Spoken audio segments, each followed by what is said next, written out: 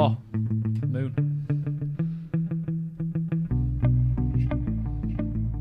This thing isn't even on. Don't matter. No, shit, anyway. Bit of plastic, that thing. Pick a colour at random. I'm going to go for 4 taps. Oh, you knew it was green. You don't know. Right. I'm just checking. Volume I don't know. I feel like I'm still not very loud. Really? I just turned your volume. Yeah, if you're hitting like -18 like we are, then... Alright, yeah, fair enough. Yeah, I suppose that's alright. Yeah, man. Yeah. We're back. Okay, so... Welcome back to Mind Over Meta. It's been a while. Or at least, it's been a while since we recorded one. We posted, obviously, last year's Mayhem podcast that we did after the competition, but in terms of the present day, I don't know, when was the last time we did it? Ages ago, mate. Fucking royal family beef were on last time. It was. That's what we were talking about. Must be like 2 months that. Maybe a stretch, maybe a month and a half, yeah. So, but it's been a while. The question is, bro, what's changed in that time? Not much. I mean, I don't think any massive changes ever happen. It's always just incremental. Yeah, just turn it fucking hob on slowly. What's on the hob? What are you cooking like? Fucking life. Cooking life. That brings me on to the first topic of discussion nicely. Oh no. Did you see what I put as the first topic? The miracle that is life. Because I was thinking, for some reason I've been thinking about like ever having kids, and basically it's kind of all been brought on from this Joe Rogan podcast that I watched, which had me like questioning everything and getting in quite a negative state of mind somewhat. So the podcast was with this doctor, I believe her name was Shanna Swan. I'm literally watching it now. Are you watching it now? Oh, brilliant. So do you like just mate, it is just the maddest thing, isn't it? Yeah. So she's like a scientist. I'm not sure what category it falls in, maybe chemist? Biology maybe? Yeah, I suppose she's just a bit of everything. And she did a big investigation years ago, actually, 15 years ago, when she did her first ever investigation on plastics in food and drink and just even general everyday stuff use. And stuff like that, just random, any use of plastic. Like toothpaste, tubes, facial products, like skincare, makeup, chlorine, everything. If you think about how much we actually use plastic, it is scary, especially when you're listening to that podcast, because I don't know about you, after I listened to it, I was like, I'm going to have to make some changes to my life here. Yeah. Which I suppose is a good thing, and that's probably what she intended on doing by going on the podcast and doing the study that she conducted. But do you know, seeing as you're listening to it now, do you want to give a bit more context for anybody who's watching, wondering what we're on about here? Yeah, so she basically investigates how... Well, think about plastic, you always think it is kind of harmful, and you hear you've probably seen it go around on like Facebook or whatever, where it's like, if you have a water bottle in your car and it gets hot or whatever, don't drink out of that water bottle, just bin it now, because it's like radioactive or whatever. It's not, but it's just bad.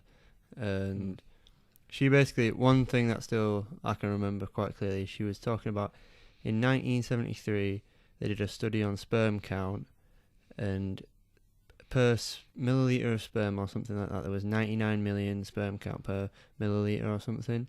And in 2011 the sperm count was 43, I think, which is more than half. It's more than half over 40 years. And it doesn't, she was talking about, it doesn't show signs of slowing down, like almost it's a curve. But she was talking that's the median point. So the median can never hit zero because it's obviously between 0 and something. Yep. But it'll be get very low, and she talks about how it doesn't really affect. It mainly affects testosterone levels, sperm count, stuff like that. And she talks about like gooch and stuff, doesn't she? Yeah, so she calls it a taint, which It I've must be heard an that term American before. word. But I like the term that she used, the ABC, the arse ball connector. That was the one thing that like made me smile throughout the whole podcast, man. Everything else had just got me sat there like. I was driving because I listened to the podcasts on the way to. Well, that's died already. That shows how long that we're on charge. I only really listen to the podcasts like when I'm driving to work or driving home from work or just in the car by myself, and I'm sat there like kind of apprehensive to even press play because I'm like, I'm gonna just feel even worse here. But I knew as soon as I'd started it, I had to finish it. And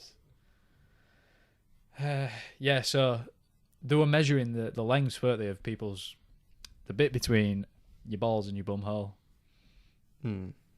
And they were saying that it was getting shorter, and the shorter it is correlates to fertility, doesn't it? And like sperm count and testosterone levels and all that kind of things. And they started testing it in rats originally, and then they did it in humans, and it's only still like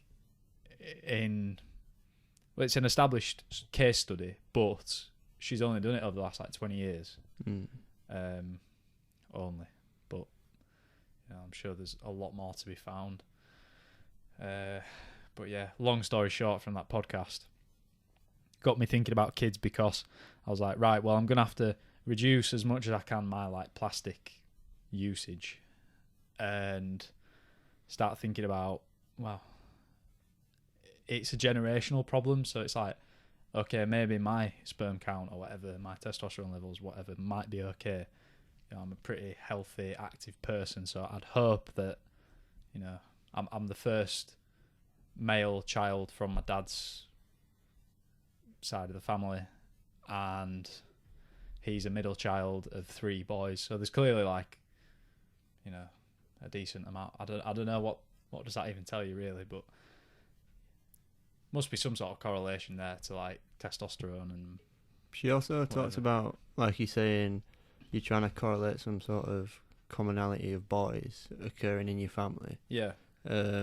She also, I can't quite specifically remember, but something along the lines of, because you're having a lot less testosterone per sperm count and stuff like that,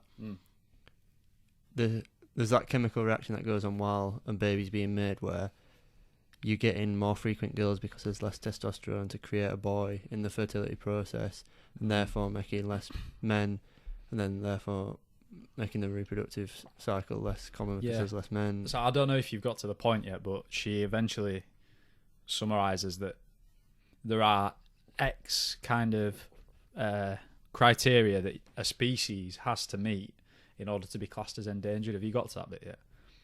She taught... No. Long and short, we're a different focus. It's like, if there is I'm gonna really try and paraphrase it. If there is something that is affecting the environment in which the species lives, that puts a tick on like endangered. You only have to match like one of these criteria, and human beings match all 3 criteria for being an endangered species. And hearing that, it was like, what? How? There's like 8 billion of us now. Well, I don't know, 7.5, whatever. And that number seems to only be getting bigger and bigger and bigger every year. But as with all things, surely that's going to reach a plateau in it. And the more people that are being born, the more plastic we use, the less fertile people are being, less likely we are to have kids, less of us are going to be born every year. And that's a big thing to think about, isn't it? How did it make you feel? Well, they talked on a bit on the way about some opposition she got was the theory of natural selection in terms of, well, we've created this thing, it's going to kill us, it's going to kill off a certain amount of us. It's natural selection in terms of environment obviously making its own way around things. But it's like, when you were saying incremental changes and stuff like that, it is a case of, like, think about how many things just come out of the blue, then things change. Like, combustion engines from since when? Fucking... Like 1920s or something? Yeah, I think since back then. Probably before. I swear they were like 1800s cars.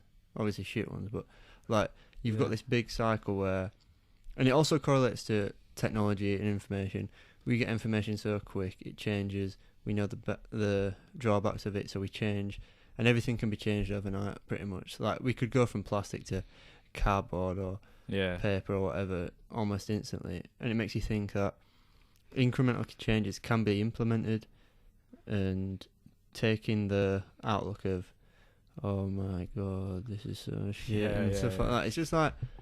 It's catastrophizing catastrophizing the situation. But she talks about how 3 generations worth of people, so it'd be like, say, your dad, and then you, and then your kid. Yeah. By the time your kid has a kid, we're back to normal. Or whatever the normal is by then. Yeah, which will be far from normal to what we'd consider normal, but even so. So a much higher sperm count by the time your kids have had kids, which is... The thing that she said as well, that got me, is this list of banned chemicals in like these plastics. And in Europe there's like 1,100, and in America there's 11. Yeah. That's a massive difference. And Joe Rogan talks about that. He says, like, only New Zealand and the USA are able to advertise drugs and pharmaceuticals, where they're pretty much they were talking about it. There's a word for it, where, like, a hypochondriac, like, they tell you, oh, have you got this? Have you got this? Yeah. Buy this shit. It's predatory advertising. It's the same. Yeah. It's so... I don't know much about when I say capitalist, but America is a very capitalist country in terms of... It's all about fucking profit. It's all about... Because they've got such a big population and they can distribute it so widely. And also they're in this race to maintain being, like, number one global superpower. So it's where you get to this point where you're seeing the drawbacks of what a capitalist mechanism produces, where it's actually not killing people, but it kind of is, because she talks about how it has longevity of life is reduced because of it, heart disease and stuff like that can be what's that word where it like comes quicker, more frequent. Yeah. Like the onset of heart disease. It increases the onset of heart disease early and stuff like that. So it's like early onset. Yeah. So it's just like, I mean, we know plastic's bad. It's just like, chill out. Yeah, and as well. So on the incremental changes, obviously you're not at the end of it yet. One thing that she says at the end, which is like a glimmer of hope, is she refers to like climate change and global warming, and obviously there's controversy as to whether that's even a real thing. And there's people out there, like I've met people, and they'll go, "Did you know, like, it's not even real? Like climate change or global warming just isn't real." And anyway, I'm not going to go into that, but she says people started talking about that, and now shit's getting done about that. So obviously, electric cars, renewable energy. Sorry about this. Somebody's having a bath next door. Yeah, renewable energy and things like that. So things are changing in that sector, that aspect of things. And just because people started, like, people were talking about it, so now get people talking about this, things are going to have to change. The problem is, if you think about, it's not Ryan Painter who's making plastic. You're using plastic because that's the only option really that you have, because your other options are, I don't know, like go fucking make some cardboard, like go make some paper, use wood, and then there's just a vicious cycle. So it's just going to force things to systemically change, which will take a long time, and like you say, a generational thing. But also there's going to be a lot of resistance because, like I said, it's not your choice, because the supply's not there, because it's these big companies that are conscious of their bottom line because money makes the world go around, and you know they're going to do whatever they can to resist something that's going to cost them a shitload of money to change things that, in their opinion, don't need to change because they're already making bank. And it's like that's capitalism. Yeah. And it's like you're saying with the just changing what you actually use in it. Yeah, that's good enough. But like she says, the tubes that milk these cows are made out of plastic. Yeah. It's going through that. It's funneling through that. Stuff's transported in plastic. You fucking veggies, and it's not. Everything is wrapped. It's just not a case of changing the wrapping of shit, because it's the process of it. So it's the point where you're almost going full circle back to organic farmers, stuff like that, having to get your shit proper. And then she talks about how this BPA free came about, which I had no clue what BPA is. I'm glad you brought that up. So my protein shaker bottle is BPA free. And I made sure to buy one. And then she says, like... They just replaced it with 2 more harmful chemicals, yeah. BPS and BPF or something like that. Sick. And it's just like... Might get a metal one. These it's companies... safer, isn't it, that? Yeah, will do things just for the sake of doing it. So like she was saying, instead of saying this chemical's harmful, stop using it, they'll just switch to one that's not been regulated yet. And then when that gets regulated, you realise that's still harmful. So there's no actual amendments being made. It's more prolonging it. It's... All this is, in the future, right, going to get put down to... All these issues that we're talking about, I'm pretty confident it will get put down to, like, teething problems for, like, the society that we're in and the massive population that we've got. Because, like you say, there isn't one way that is right. Like, there isn't one way that is going to be perfectly safe. That's pretty unrealistic. That's like utopian. Maybe we'll get there. However, you know, this is what I wrote down, the miracle of life, because I was thinking to myself, well, you know, if nature ain't going to kill me, well, just take that statement with a pinch of salt anyway. If like nature is in like being out exposed to the elements, if that's not going to kill me, and I'm not going to put myself in danger physically, that's not going to kill me. Something's going to get me, because otherwise I'll just live forever, and that's impossible. So it's a blessing and a curse being born into this world that we're in, with these amazing things that just make life so valuable and worth living. I'm not saying it's material things, but it's like the comfort that allows you to expand your mind and do what you want to do with yourself. There is going to be a crux to that, and maybe it is these things that bless us so much that are going to bite us in the arse potentially in the future. And like, if you are a hypochondriac, you could end up thinking, I don't know, maybe a whole generation will die at the age of... Like, what if our generation, because of the world that we've been exposed to, like mobile phones from a young age and all that radiation, plastic consumption and all this shit, like coke and shit like that, what if all our generation is just destined to die at like 50? Even though medicine is so far ahead, the longevity of all these things, how new actually are they? I don't know. You could kill yourself trying to work that out. That's why it's important to meditate, be in the moment, and just then take things as they are. And that's a heavy start to a podcast. A good segue to take off of that is when you were talking about teeth, and when you were talking about pulling wool over your eyes, doing one thing while they do 10 other things behind your back, is the European Super League. Yeah. Yeah. Like, somebody laid it out, I think it was Gary Neville, he laid it out that they've got 3 Probably stages Gary Neville. where, so they come up with this fantastic idea, which at the time, I remember, probably a year and a half ago, you think, European Super League, sounds alright. Like, seeing like teams playing, stuff like this, every week or every other week, like a Champions League tournament. Yeah.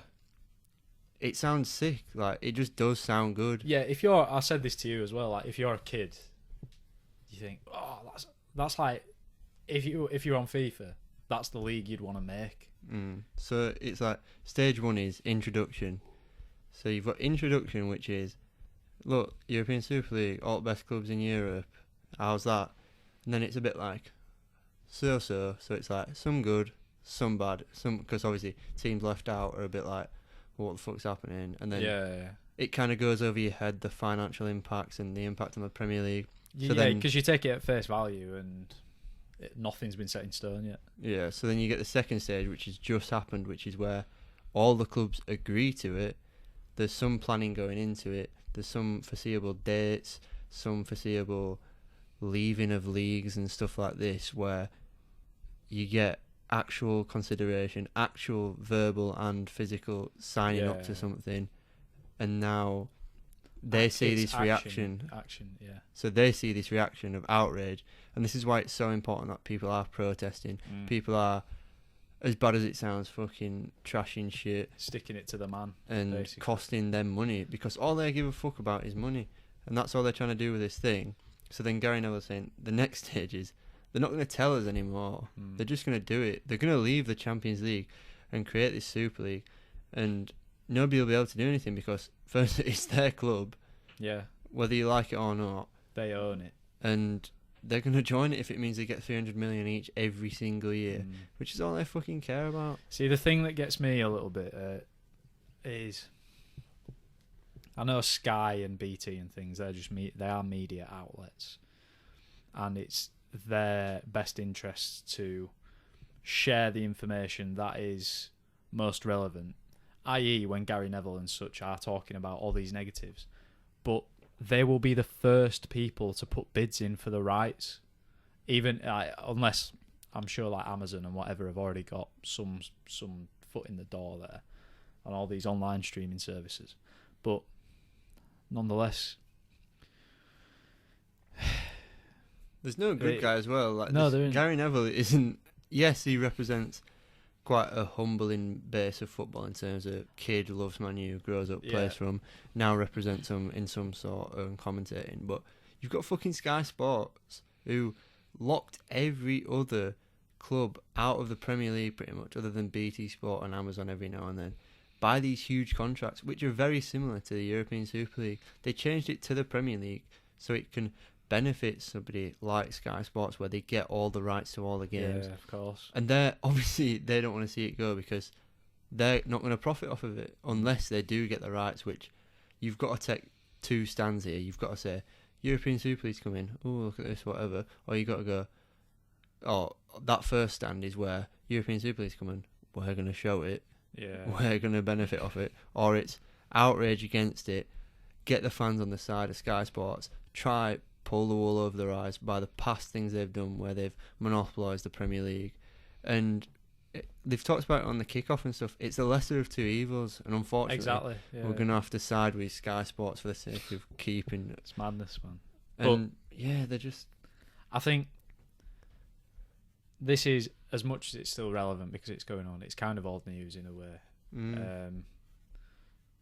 The more relevant thing right now obviously being all English Champions League final. Yeah. How do you feel about that? Man City, Chelsea. Oil Classic. Yeah. To, again, money that has bought their way there.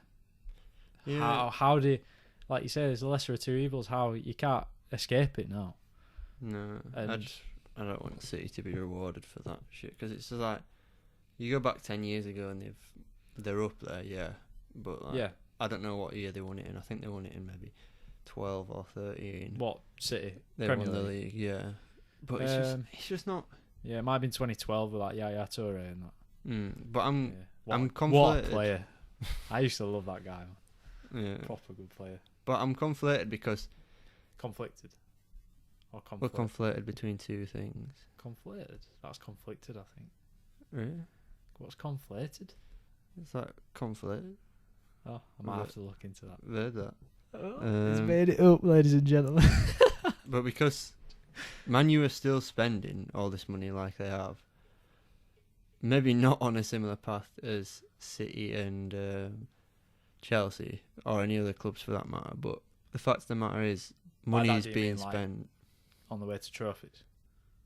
Well, just in general, $1 billion's been spent in what, like 10 years or something like that, 15 years, which is crazy to think. And it's like a bit like we just said, the lesser of two evils. Yeah, I support them. Yeah, they've got such a rich history that goes back 100 years, or maybe not 100 years, but a long time. Yeah, close to that. Yeah. And like, just because, like I said to you, it might be another 2 decades. It might be in 20 years when you look back on. That's why I don't want City to win it, because they may look back in 20 years and then it's like City are an established English club. So I'm against that for the fact that they have bought it. Yeah. But then it's like, what clubs other than... Because you could say Leicester City are a sort of correct club in terms of... The way that they've come up. But they're still fucking billionaire owners. Exactly. Spending hundreds of millions. So it's like... I get the... Billionaire boys club, mate. It's... So I get the argument of... Like, yeah, they've come from money. But it's like... They've been established now for more than 10 years. Chelsea more than 15, maybe 20 years. And it's part of the game.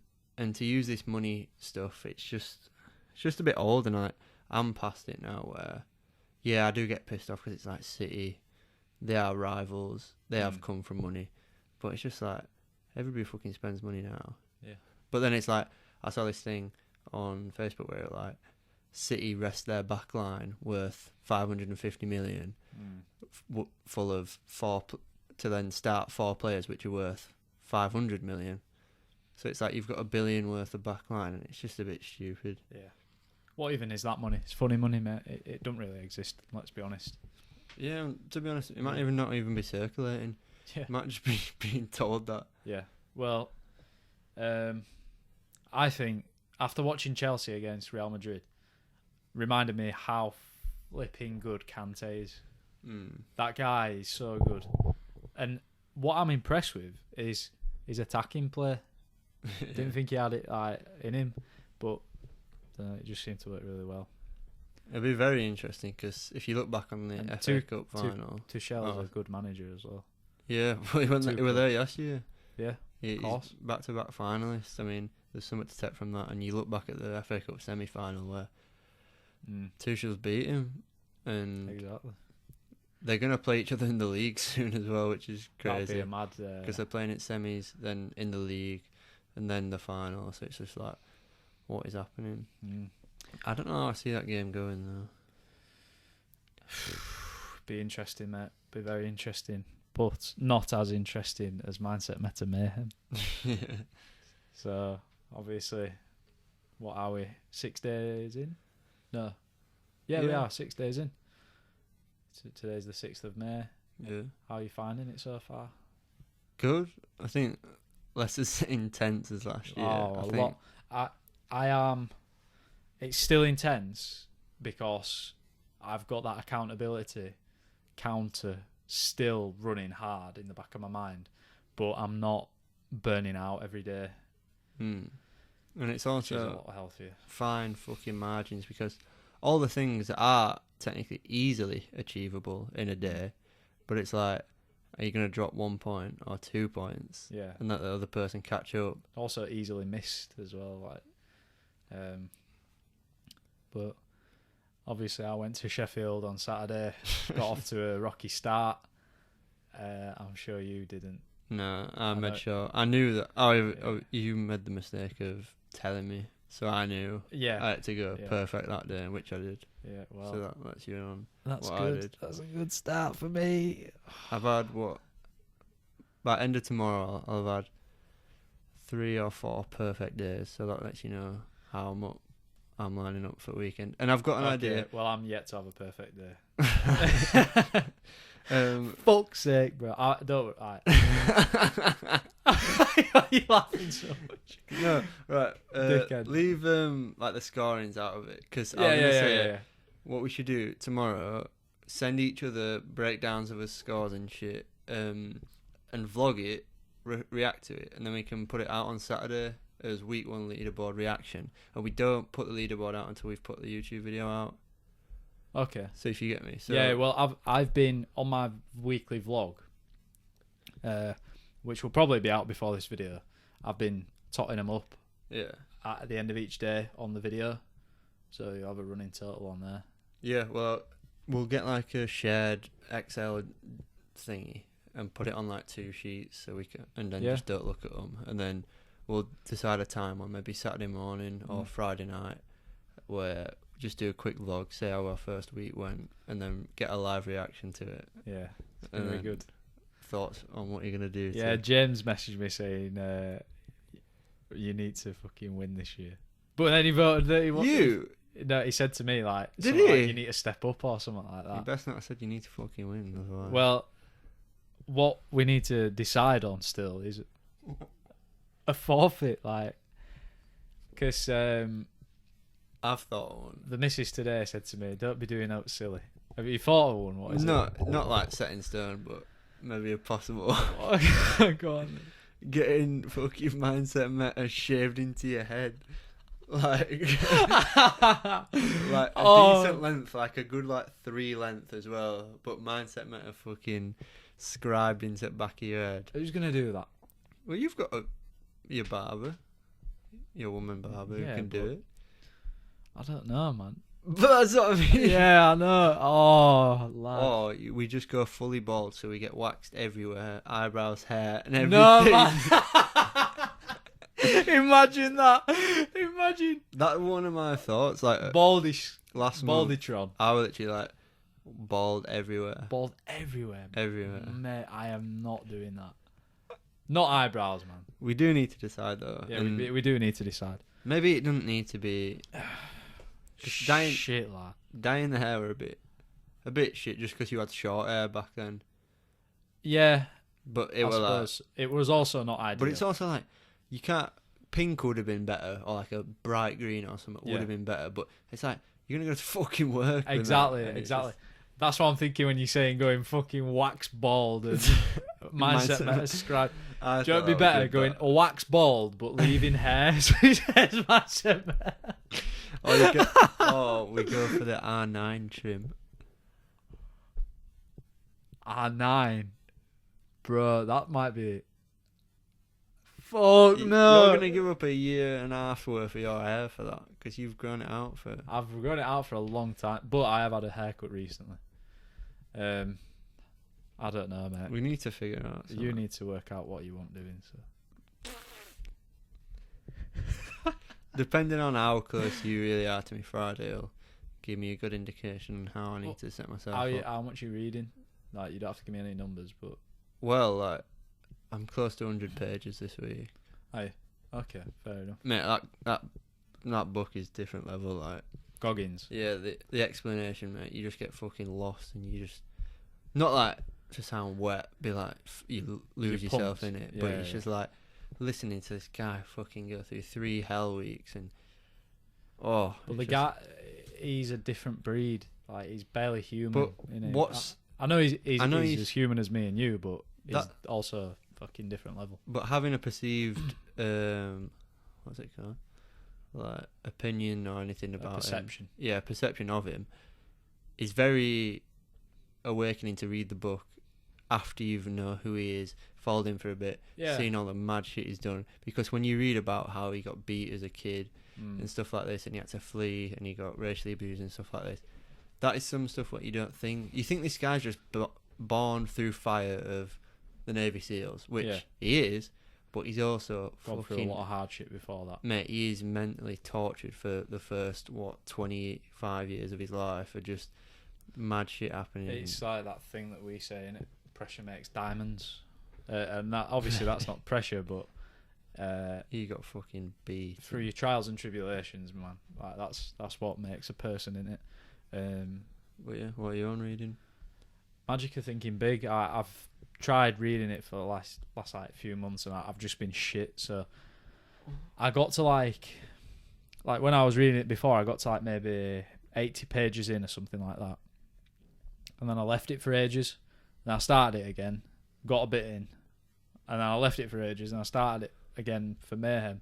And what it reminds me of when I'm reading it, this is really mad. This So,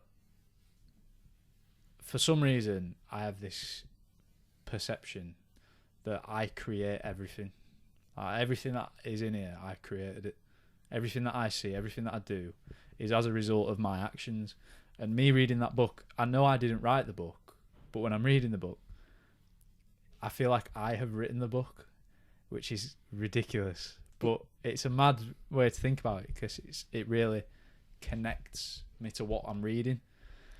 And it reminded me when I was reading it of the script, and it is basically like, it's not the same by any means, but it's if the script went really long and into a lot more depth. And through that feeling, it reminded me of how I felt during that period of time when I was writing that script and writing a lot. And it reminded me of like that manifestation of writing positive things. I actually physically thinking about what I'm writing, almost creating things before they've even happened. And it's got me really motivated to start writing again. And it's been a while since I've really sat down and thought I'm gonna write for a bit. But over the last couple of months, I have every now and then actually picked up a pen rather than typing it on a computer. I've picked up a pen and just started writing how I feel, and that's something I'm working on. But yeah, the book is good, and it basically tells you to think big. Like, your kingdom is as big as you want it to be. Don't limit yourself. It says like there's two sides of your brain. There's like Mr. Triumph, Mr. Defeat. I might have said this to you before, but think about those two people as like managers of each department in your brain. And if you give all your resources to one of them, they're gonna make things. So if you think negatively, then negative things are gonna come to fruition. And if you just dedicate all your energy to positive thoughts, then that's what'll happen. But again, that's a bit of a wishy-washy, common sense, self-help, development, standard procedure, I guess. But it's still useful to remind yourself of that, and I'm enjoying it, really. Yeah, I think that's a really hard thing, even though we're obviously in different places in terms of we understand that we need to think positive to be positive, and you need to take everything positively to just be a better person, be calmer, accept things, and that might be through meditation and stuff like that. But that is such a hard thing to get across to people and to make people apply in their lives. Because I've talked with Abby about stuff, and she's like, she might make the same mistake over and over again.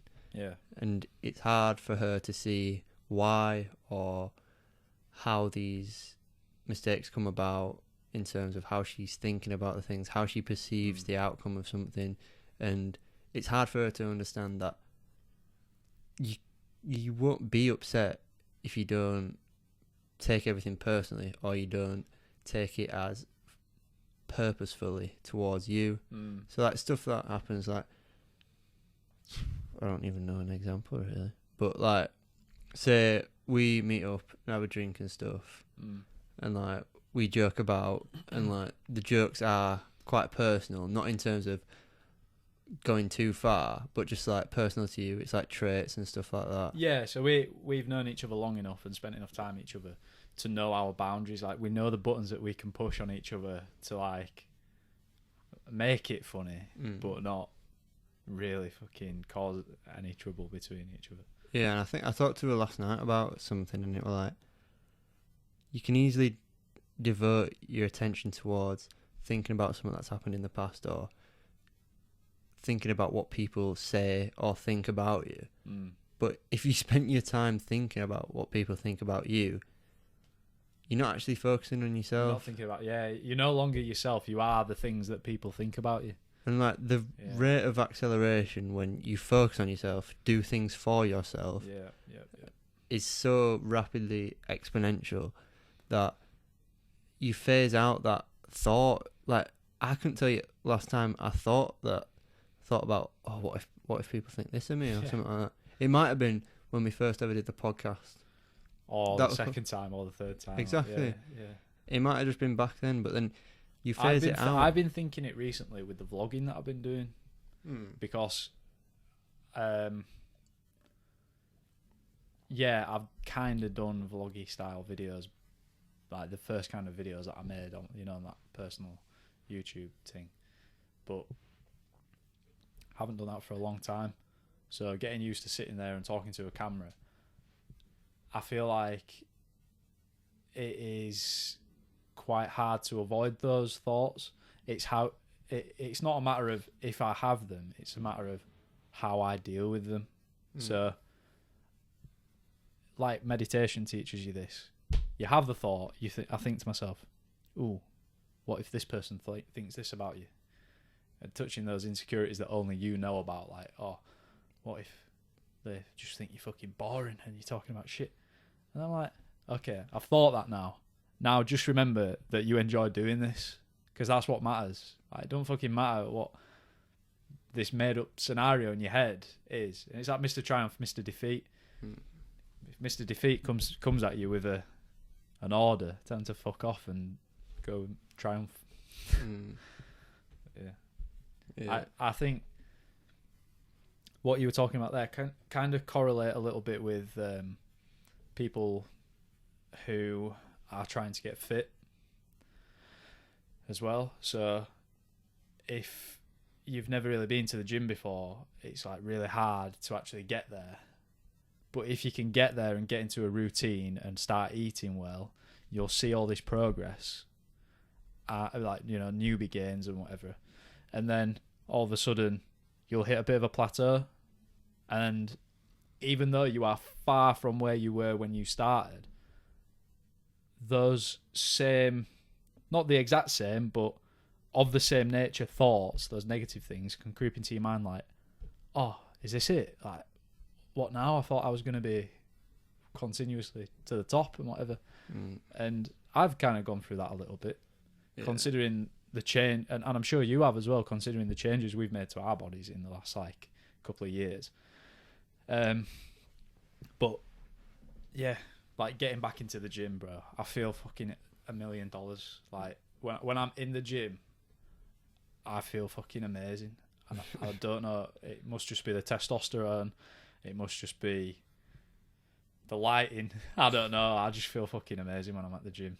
And it reminds me how lucky, and again, going back to the miracle of life thing, how lucky I am to have that as an outlet for my energy.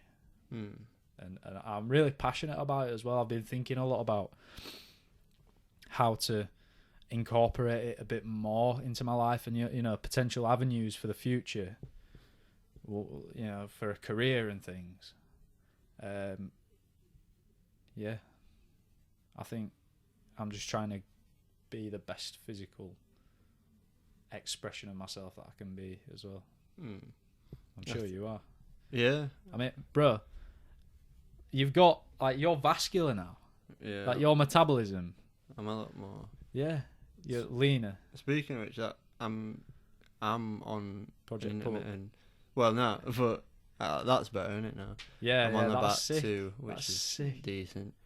But I'm going to say I'm intermittent fasting ever since... Before Mayhem? Well, no, not... Kind of, in terms of... But I didn't have a strict time-related fast then, so now I've got a 16-8. Yeah, that's right, isn't it? Yeah, you said that, yeah. So it's like... What do you eat start eating at 11 a.m. and then is it 7 p.m? Yeah, that's it. Which is sound, and like a lot of times, like with training and stuff, I end up cutting my fast short because I'm eating at like 5:30 maybe, or 6 at the latest. So it's like another extra hour. So I might even be like today. I did last 8 before training at 5, and I didn't eat while about 12:30. So that's like nearly a 20-hour fast. Wow. And yeah, I was busy, so it's like you're not thinking about stuff, you're not bored, your brain's not like how can I get dopamine? Food works for dopamine. So it's like, let's eat. So I was proper busy, so I got away with it in that sort of sense. But intermittent fasting isn't something where it's like guaranteed weight loss, or it's not guaranteed gains or something like that. It's just something where, in this month especially, where we're working on discipline so much, I thought that's one thing where you can fall short in terms of, like you're talking about, physical stuff, where you might wake up, whatever, eat, and like the standard diet is nothing wrong with that. No. Eating 3 meals a day or something is a great thing to stick to. How many are you having 3 meals? Yeah, like I'm still on, like I'm watching calories and stuff like that, but I'm getting them in more and stuff like that, and I'm like balancing it out a lot easier, and it can help fat loss in terms of restricting time eating, because it stops the snacking, it stops the long periods between meals. Because think about it, if I'm eating at 11 and I've finished eating by 7, I've got that 8-hour window where it's less than 3 hours between each meal. Whereas you think if you eat at 7:30, then you eat at 12, that's nearly 5 hours. Yeah. Think about, you might have a snack. You know how late I eat sometimes with my family. Yeah. I can have my lunch at 12, and not eat again until 8 o'clock, 9 o'clock. That's bad. Yeah. Or is it? Like, I don't know. Well, it's not like it's bad, and it's like the reason. I suppose what helps as well with intermittent fasting is it's building routine, and routine, you know, is somewhat a prerequisite form of freedom. If you know that, then you don't have to worry about whatever. Yeah, some of that triggered me. I was watching Jocko's story, and in his jiu-jitsu gym, he's got a post that says discipline equals freedom. Yeah.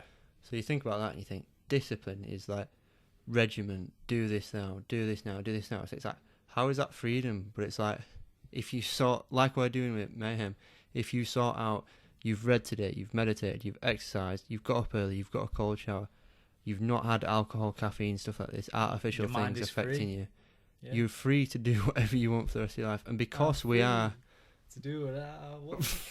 And because we are free from these... Not all... And not even free, it's like because we've done what we need to do for the day, we are now free to explore whatever we want. Yeah. Whether that is watching a movie, because screw anybody that says you can't watch a movie, man. Because there's too much. Screw anybody who no, because there's too much stuff like, you know, like proper business fucking Instagrams where it's like, you'll spend 2 hours watching a movie, but you won't spend 2 hours on your side hustle. And it's like, I've done my fucking side hustle for a day, mate. I'm fucking watching a movie. And it's like we're saying with this fasting stuff, it's like you're doing these things to teach your brain. And it's like, I've said it, I think in the last podcast, it's like, do hard things for an easy life, or do easy things for a hard life. Because when you're fucking floating in and out of stuff, when you don't know what you need to do, and it's like, you've got to 7 o'clock at the end of the day, and you're like, I've not read, I've not meditated, I've not researched anything, I've not fucking worked my brain out at all. And that is one reason why I was looking forward to Mayhem this year, because if I compared like my lifestyle before last year's Mayhem to my lifestyle before this year's Mayhem, there's no doubt in my mind that my lifestyle before this year's Mayhem was better, even still. But I know that there's still so much room for improvement in the way that I live my life. I'm not going to waste too much of my energy thinking about that. But as long as I'm conscious of it all the time and keeping myself accountable, like we recently, like last night, putting that post on about the 6 a.m. rule. One reason why we said that'd be a good thing, or at least one reason why I thought, yes, I want to do that, I want to encourage myself to do that, is because if I can get in that routine of getting up at that time and accomplishing all those things first thing, right, in the day, that is free. That is true freedom. The earlier you can wake up and the earlier you can get shit done, the more free you are for the rest of your day. However, this is where I feel like things get a little bit, not blurred, but a little bit maybe conflicted. It's like, what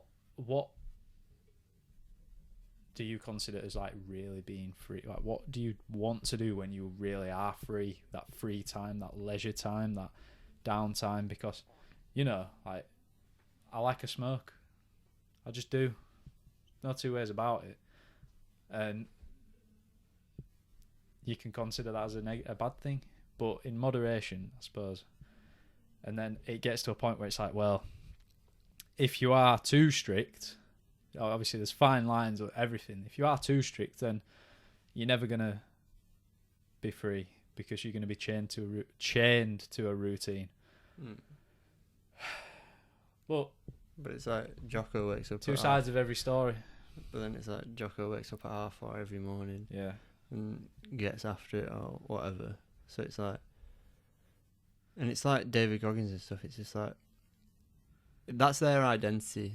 Their discipline has took them from being a nobody to being kind of famous. But that they don't care about that. It's more, I can do more than you can, and a lot of the time it's, I want to fucking suffer so I can be happy. Yeah. And it's just like I said to that woman who asked me about Mayhem, like a woman at my office, was like just randomly out of nowhere on about like intermittent fasting and stuff, and then this other woman asked me, "Oh, do you want a tea?" And I'm like, "Oh no, I can't, because I'm doing this thing." Told her about Mayhem and everything, and she was like, "Oh, you're just so deep, Ryan," and stuff like this. And then I was like, well, not really. It's just like, you can't really enjoy the good things without the bad. And here's the thing though, we are deep, me and you. Like, we are. Like, we talk about shit deep because we've got these minds that get on a frequency and we go deep, like, and I feel better off for it. So. Oh yeah. But it's like that woman. Yeah, I am fucking. But it's like what you were saying about having a smoke and stuff. It's just a fucking different realm, and like, yes, even though it's not physically, you're still here. Yeah. But it's just like we're saying about can't enjoy the good without the bad. It's like, how are you gonna accept like this cloudy form? Like, think about it when we've talked about waking up and stuff. Yeah. And when you were back in that, say, college or something, you were just cloudy. Think about it then, you can't fucking remember a clear day from start to finish because all you were doing was, college, do fucking college work, back, go on my phone, play on my games, yeah, fucking stuff like that. Give myself something to think about other than life. But then it's like stuff where you're talking about smoking and stuff where you're seeing these levels of fucking reality. Yeah. And like we're saying, it is deep, but you're seeing levels where it's like, this thing can change, you can change it. And it's when you have this discipline and stuff like that, you're able to almost grasp things more. How do you answer, like, how often do people ask you about META? Because when I went to Sheffield, it were like, so obviously I went to see Connor, who was my mate from college, and he invited his mate as well, who he knew from school, who's he's a year older than us, and he came, and Connor were like, "Oh yeah, Tom's coming," and he basically told him, he said something like he's a vlogger or something like that. So this guy had this impression of me before he'd even met me, thinking like, this guy's gonna be a bit fucking weird. And you know, it's a bit better from Connor really, because I'm not a vlogger, like, I'm just me. But so I got chatting to this lad about what META is, and he were interested. At least he seemed interested. He might not have been. But, yeah, they were asking me what it is, and in my mind, when I try and explain it to somebody, because it is quite long to really get across what it is, because it is so deep, I'm there thinking, I'm kind of doubting myself, thinking, oh, you sound a bit like like you're blabbering on here. She's shouting at me. Charlotte. No. But after I explained it to him, he goes, I can tell you thought about that a lot, and yeah, I took that thinking there's two ways to take it. Like, oh, he's thinking, fucking hell, I don't understand this. All I know is he just talk to me for ages. The second thing is thinking he knows what he's on about, and I don't know how often do people ask you about it, because it seems to me, even though we don't get massive interactions on anything really, we get consistent interactions, but we don't get massive interactions. So, but everybody that I meet, I don't know, like a lot of people that I meet say stuff about it. So I don't know, maybe it's just the circle. Yeah, I mean, I can't really remember the last time I got asked about it, but just me. No, it's not even like that. It's just like I'm like an introvert as well. I don't talk a lot. If somebody asks me about something, like I didn't say to her on Tuesday, I didn't go, oh, it's Mindset Meta, we're doing this. Yeah. Like this. I was just like, oh, me and my mate are doing this thing. Yeah. We're doing this monthly challenge thing. We're doing this, la la la. And there's many times where even my boss has asked, I stayed about 2 hours over work, and then I ended up meeting him walking out of the office, and he was like, oh, what are you still doing? And I was like, oh, I've just been editing a YouTube video. And he was like, oh yeah, send me a link for it. But I never did, just because it's not like you're saying about interactions and stuff. Yeah. We're not forcing it, and it's not like, it's part of us, and it's we've talked about it being such a creative outlet for us. I love making these videos. I really do. And I'm sure it might get to a point in 2 years or something where it's dried out. I wasn't even gonna say that. I was gonna say where it's a viable income source where we're pushing it, or it could be like the other, that. Or it could be the other fucking side of the spectrum, like I just said. Yeah. Or hopefully it'd be the former. I don't think it will be. I don't think I'll ever give it up. I don't think I'll dry up with this either. I just feel like it's too far in now. Yeah, and it's not like we say, it's not like, and it's not an in denial thing, because we've had technically 2 members leave. And it could have folded then easily. Yeah. But I said to you, I don't want to stop this. And you said to me, I don't want to stop this. And it's not like we're staying in it. Because it's like, back then when they left, it was practically nothing but a monthly challenge, which led on to something else. And we built from a road trip to now a YouTube channel and stuff like that. So it's not like we're in denial about it and we're like, come on, just hold on to it. It's not like we're clinging on for dear life. We're genuinely giving ourselves work to do. Like, we're giving ourselves projects to work on, and like that post-it note behind you has got a list of videos that I am working on, just me for this, that we're going to obviously interact with each other about. But I think that's the beauty as well. Even though it is a joint thing, it's also a very independent thing, because it's personal to you and it's personal to me, and we've both got different perspectives on everything. So that provides a breadth of content, and I guess it also probably goes deep down to the nature of who we are. Like, I don't know, storytelling. From a young age, I were writing stories, and as well, like I've always been pretty creative. And I don't know about you, because we didn't go to the same primary school or anything. What were you like? I used to love drawing and shit. Like, I used to fucking love drawing fucking Yu-Gi-Oh shit and drawing, stuff like that. Right? I wasn't good at drawing, but if you think about out of us two, you doing the thumbnails and shit, there you go. That's that link, innit? You doing the drawing and you making the thumbnails. It is from such a young age, and it's just led to where we are now. It's I mean, strange, isn't it? It's crazy. Like, it's almost like we've tried to say before. It is hard to explain, and it is very much just a discipline thing, isn't it? It is just we turn up every week, we post every week, we're posting on schedules. Yeah, Instagram schedule's a bit fucking all over the place, but a bit infrequent, but it is what it is. It's like we do have our own lives, and it's when it gets to a point where maybe after Meta, like we said, we might take a break, but we've stockpiled videos stuff. Yeah.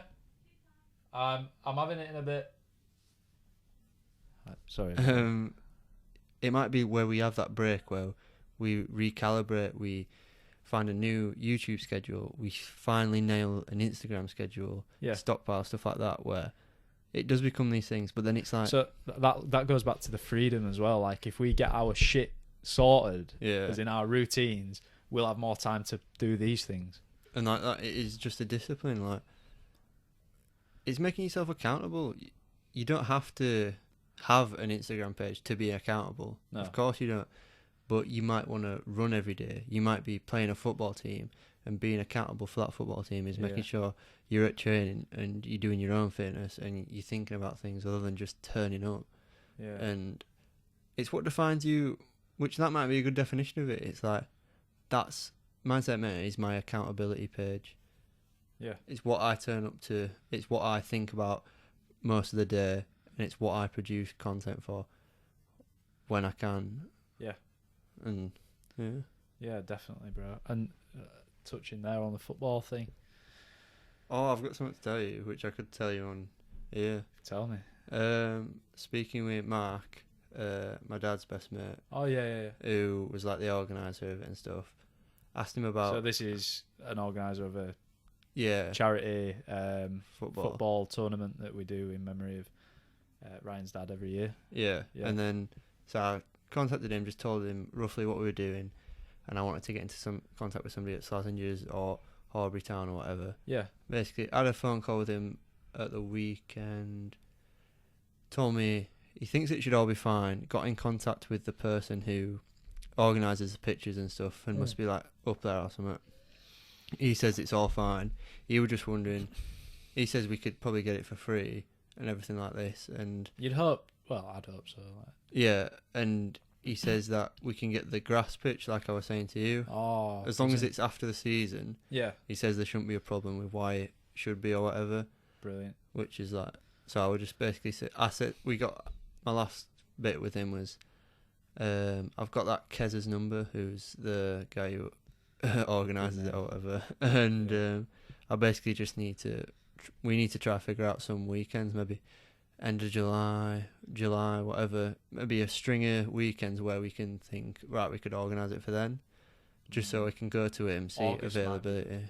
Yeah, see you. I've got stag do in July, gig in July, wedding in July.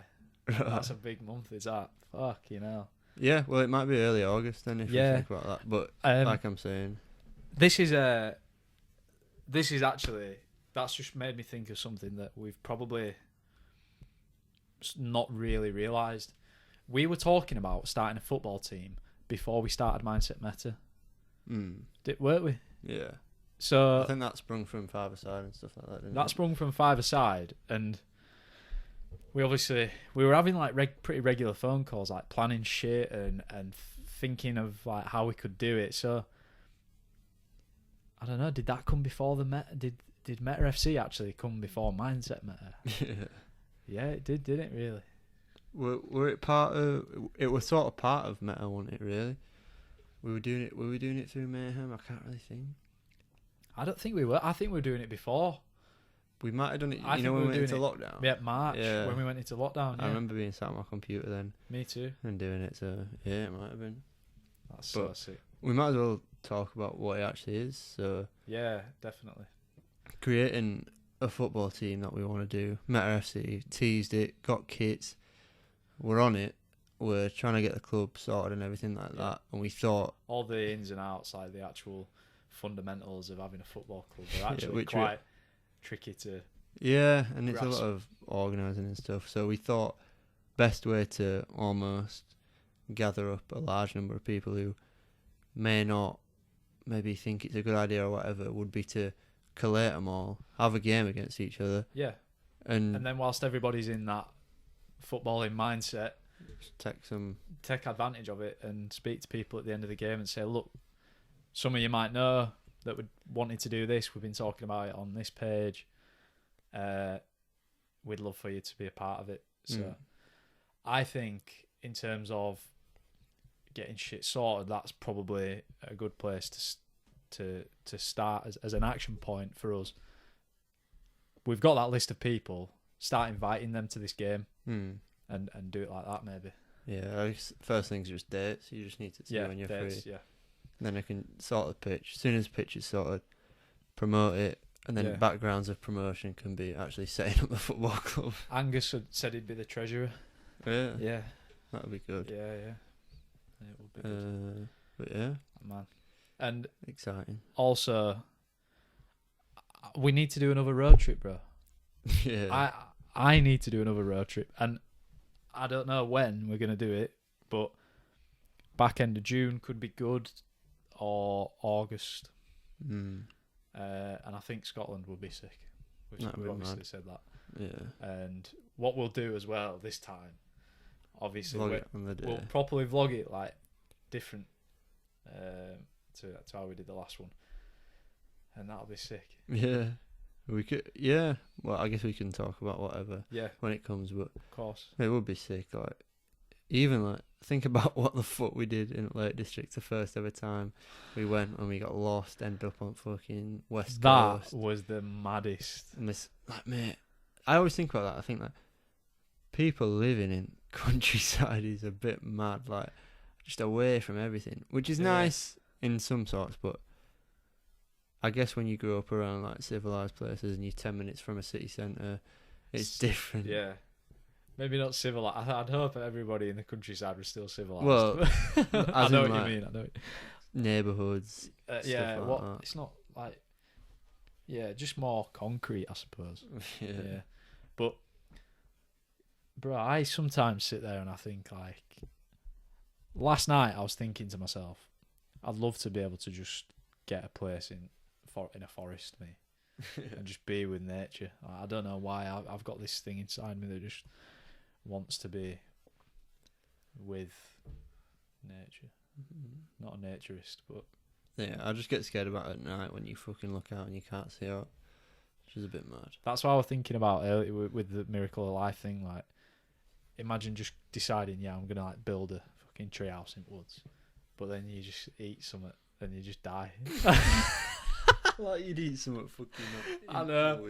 That's some mad wacky berries and just. All I think about is, I don't know if you've seen that Hush, where it's that deaf woman who lives. Oh, I have, yeah. That's fucking That disgusting. film, that's a horrible film, is that? When he's behind him. So, how are you feeling? Fit-wise, fitness. Good. I mean, yeah. I'm on top of rehab stuff like that. I've talked to you about. And so you were having issues with your hip a bit back. Is that hip? Yeah. Do you remember you had that? I tore my quad. Well, you had a weird time with your hip, bro. Yeah, that was where I tore like the top of my at quad. The top of your quad. Yeah, like end of last year. Yeah. I think we've talked about these injuries. Probably have, but it's good to. Yeah. I just had to know you're doing all right, bro. Yeah, I just do. I mean, you've talked about you going to the gym and stuff, and it's just not for me. I don't know if I've mentioned this, but I just don't like the. Well, I do like when I plateau a bit at home and stuff like that. Yeah. That's when you think I could do with the gym just to help me try progress, do stuff like that. But I think the effort of literally driving there, parking, driving back, getting ready, stuff like that. And yeah, it is tedious. And I've talked about discipline, and it's like you can't drive to a gym to do stuff, but it's like I can do shit at home, and it's what works for you. But absolutely. What are you aiming for in the gym? In the gym, I think I've always been, well, not always, but for a long time I was just a bit of a machine geek. You know, just going to the gym and just going up tanning machines. Tanning machines? Jeez. Just going on the machines. No. Oh, you see him putting Blondie on his story. You're a bad example, man. So going to the gym in the past, I was focusing way more on the aesthetic side of things, and getting big arms and fucking whatever. And now I'm trying to focus a lot more on functional stuff. So I'm trying to build up my squat game and deadlifts and functional movements, because as well, it's been kind of tough trying to build all that into my workout program when I've been playing so much football. Like, we've been playing 3 fucking times a week, and it's not exactly been... That's what I was going to ask. It's been like two games and a training session. It's not been the other way around. Like, it's been more lopsided to the intense rather than the actual preparation, which is all good anyway, but I haven't really had the opportunity to fully focus on developing my physique in my lower body, specifically because I don't want to fatigue myself too much where I'm on a football pitch and my legs are just burning after 10 minutes. So I'm looking forward to a little bit of time off now it's the end of the season from playing competitive football and actually focusing on doing a lot more squats, getting a stronger solid base, because I'm a tall guy, I'm a skinny guy, and it's something I've neglected for a long time, and if I don't rectify that soon, I'll always be like that. So that's what I think. What I like to say about why I train at home and stuff like that is because, like I said to you, another reason why I probably won't go to the gym is because unless it's strength training around like physical actions in a game, like maybe you're doing one-sided, like fucking, I don't know, single, but while keeping single chest press, like while keeping the other one down, stuff like that. And where you think about stuff, I train for, like you're saying, functionality and stuff like that, and stuff that's applicable to the game and stuff like that. So definitely. I'm thinking when we were training on Tuesday, we were doing them fucking crisscrossy jumpy things where you jump off one leg and you touch your knee to your elbow and shit. And I was like flying in air. Yeah. Like, I was like, fucking hell, I've got a decent jump on me here. You have? I bet I could get some fucking, if I keep going and I work on it and stuff like that. And I worked on it last year in like Mayhem when I was using that Devontae Wilson's guy. So I might, I might even break that back out and try work on my vertical and stuff, because I think that is so much more impressive than somebody having big legs or something. Yes. Like I follow a guy who's like 5'4", mate, and he can jump 66 inches, which is not like 12 inches a foot. Yeah, so that's 5 foot. Fucking but hell. It's not like obviously not straight. He's obviously fucking sprinting. That'd be like a Springboks gazelle, like just bouncing in the air. So he's like sprinting and then he's like tucking his knees up, and then a bit like Devontae Wilson does. But like, it's just so impressive, and he does a lot of shit on hip flexor strength, and that's one thing that I want to work on, because it's them thing, like your hip flexors are very neglected, and I don't know about you, but when I'm stretching, they're the ones that fucking cramp a lot. Yeah, I don't necessarily cramp, but I am far from strong there. And that, again, with the squats and things, I actually read a thing today saying that training your hips and squats and things like that, it actually releases more testosterone, because there's something to do with like glands around that part of your body. And I thought obviously that's all good stuff, and like deadlifts and shit like that I'm trying to get on with. But yeah, like I say, it'd be good for us to get this 5-a-side going for the off season, but also I want to smash going to the gym, and just I struggled on Saturday with my calf, like my left calf. Like my calves get really tight sometimes, and I'm sure it's maybe lack of stretching before the game, but I've had this is another thing that I've learned from the book, but I've had a little bit of a niggle in my left calf for a short while, and I haven't particularly rested it. I've not really iced it or anything like that, because what I'm trying to do is just strengthen it. Like, the stronger I can get that leg, the less it's going to bother me. And again, what that book says, there's this thing, and he talks about like excusitis. So like, you can turn your mindset negative just by making excuses. And if I say to myself, the reason why I wasn't playing well is because I've had that thing in my calf, that dragon, that idea of having a weak calf is just going to get bigger and bigger and bigger in my mind, and then it just becomes a point of reference for anything negative then in that aspect of my life. So yeah, I'm just gonna train legs like mad over summer. That makes me think about what I was gonna say. Is I always train abs like when I can. Like so, what I do is like I've been doing a lot of leg raises at the gym. You know, like hanging leg raises to try and build my core. They're fucking hard as fuck, man. Yeah, they are. But yeah, so like I do press ups, then I'll do sit ups, and then I'll do shoulder raises because I'm doing circuits. So then I'll do shoulder raises, then I'll do like leg raises. So it's almost like it's always like, you know, like anterior, what is it, agonist, antagonist, stuff like that. So it's like top abs sit ups, lower abs sit ups, stuff like that, and then I'll do rotating ones and stuff like that. And it's all about like balance, like you were saying about your hips and stuff. And like, that might be a case for your calf and stuff. Not trying to put an excuse out there. Well, the stronger the rest of my body is, it takes strain off that part of my body, doesn't it? Yeah. So it's just like that's what I talk about, like functional strength for. It's like it's realizing that your body isn't top half, bottom half. It's all one moving unit. And if you can get that flow of moving, then it makes you think about like fucking stupid bodybuilders that a fucking upper body built and like you fucking like a triangle upside down. Yeah, that makes me think like bodybuilders are obviously an athlete, aren't they? Yeah.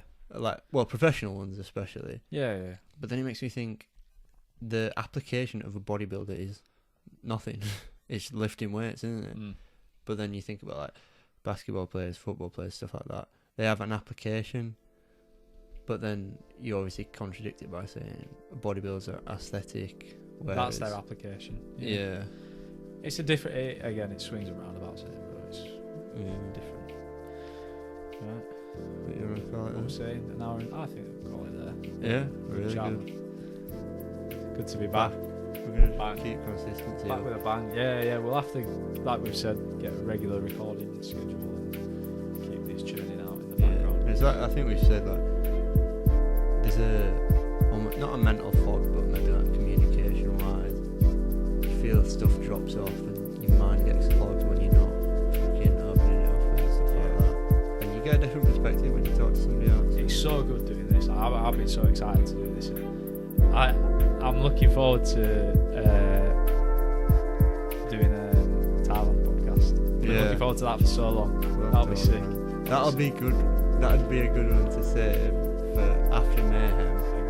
And get smashed. But we should definitely do a podcast after Mayhem where we just talk shit, get smashed, do whatever. Yeah. And then do maybe a Thailand and focus on that. Yeah, and also one after Mayhem where we don't get smashed and just talk about Mayhem. Like, for what it is. Yeah, we'll start off with that. Yeah, we'll keep you occupied. Occupied. Oh shit, I'm tired, man. Right. Yeah. Peace, love, like, comment, subscribe. See you next time. Oh wait, before you walk off, I'll end the video there, but just look at the camera.